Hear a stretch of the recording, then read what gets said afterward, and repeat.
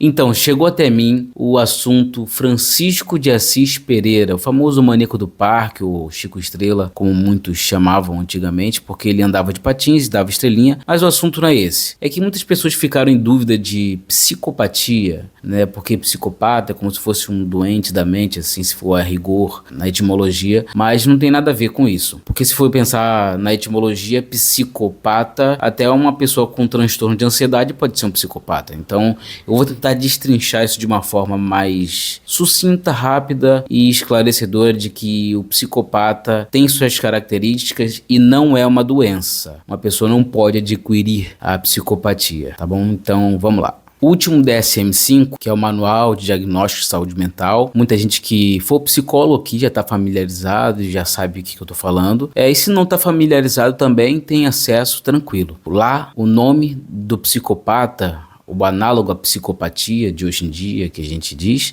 é o transtorno de personalidade antissocial.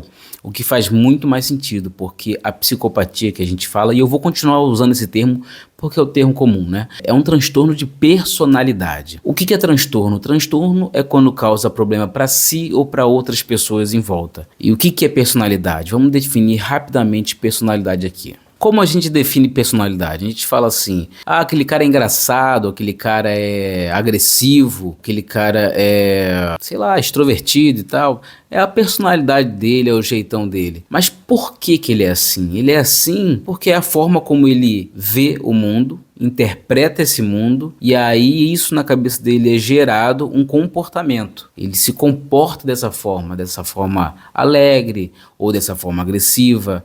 Isso vai de acordo com as pessoas que ele convive, com a vivência dele até aquele momento. E aí é definida a personalidade. Até dizem que vai se calcificando até uma certa idade, mas assim, não existe nenhum martelo que se bata e fala, pum, essa idade aqui, a personalidade da pessoa está formada e acabou. Não existe isso. Dito isso, pensamos assim, existem pessoas com personalidades mais empáticas e menos empáticas. Vamos colocar nessa linha aqui para a gente definir a psicopatia. Então assim, uma pessoa menos empática vai até agir de uma forma assim, não tão gentil com o outro, não vai se colocar no lugar do outro, para resumir, né, de uma forma geral. Mas aí, o psicopata, ele tem aquele transtorno de personalidade. O transtorno é quando excede e causa prejuízo. Você lembra que eu falei isso há pouquíssimo tempo atrás? E aí o transtorno de personalidade antissocial, ele tem um déficit muito grande de empatia. Ele é um transtorno de personalidade. Ele nasce com a pessoa, não é uma doença, é genético. Inclusive o DSM-5 aborda exatamente isso, porque afinal nós somos seres biopsicossociais. Eu acho que eu já falei várias vezes aqui no meu Instagram, no Story e tal, porque nós somos biopsicossociais. Se você tiver uma genética de um psicopata, seu avô foi um psicopata, que eu acho que era o caso do Chico, você tem até uma propensão a ser um psicopata. Porém, se socialmente você vive num ambiente familiar acolhedor, agradável, com muita empatia, muito olhar ao próximo, as pessoas que estão ao seu redor têm essa visão de que você está tendo uma puxada a mais para o seu lado genético e então vão começar a trabalhar em você aquela empatia, o olhar ao próximo, não pode bater no amiguinho, não pode isso, desde criança até crescer. A personalidade, ela é uma coisa formada. O Chico Estrela, eu vi algumas coisas assim, algumas coisas na internet, dizia que ele desde pequeno ele tinha já essa vontade, uma habilidade. Ele chegou a trabalhar em lugares de abate de animais. Teve um caso contado por uma pessoa que pesquisou bastante a vida dele, que ele ia atrás de animais de rua, cachorro, para tentar abater a custo nenhum, tipo assim, só por prazer mesmo. Ia ele e um amigo, alguma coisa assim. Ninguém viu, ele foi totalmente negligenciado, né? E a família também não abraçou tanto ele. Óbvio que nada justifica o que ele fez, mas isso explica bastante, porque ele já tinha essa genética. Só uma observação, tudo que eu falo aqui são a partir de dados que eu consegui, ou os mesmos dados que você também conseguiria na internet, no YouTube, de pessoas que pesquisaram a vida dele. Então assim, as informações que eu tenho não são os autos do processo.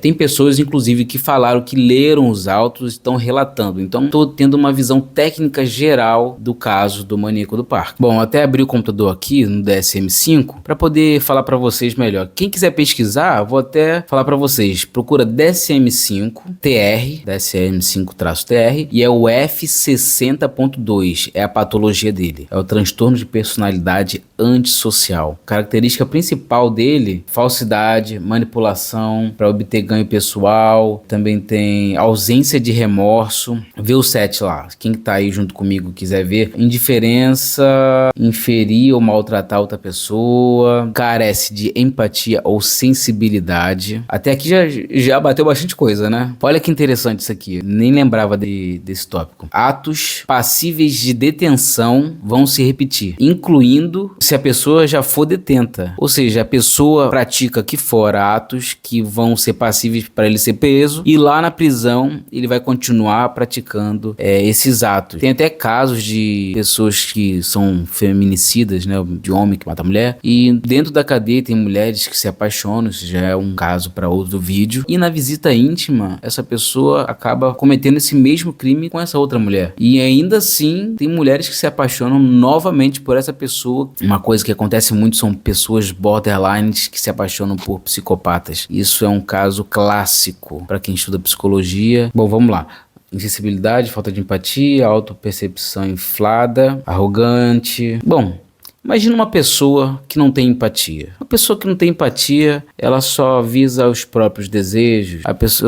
O psicopata costuma fazer tudo para saciar a sua própria vontade. No caso do Chico Estrela, ele acabou fazendo isso que fez com tantas mulheres ali, porque aquilo ali era quase uma obsessão. Era quase não, era uma obsessão, porque causava prazer, dava para ele dopamina. Então aquela dopamina, mesmo a dopamina que a pessoa sente ao usar entorpecentes, usar alguma coisa, ele sentia ao executar aquilo. Só que para uma pessoa dita normal, né, que não tem esse transtorno de personalidade, ela não tem a consciência da empatia de se colocar no lugar da pessoa, pensando, e se fizesse isso comigo? Qual seria o meu grau de desespero? Não, ele não pensa, ele não se coloca no lugar da pessoa. Ele tá ali mais como predador do que como presa. Ele nem se coloca no lugar da presa.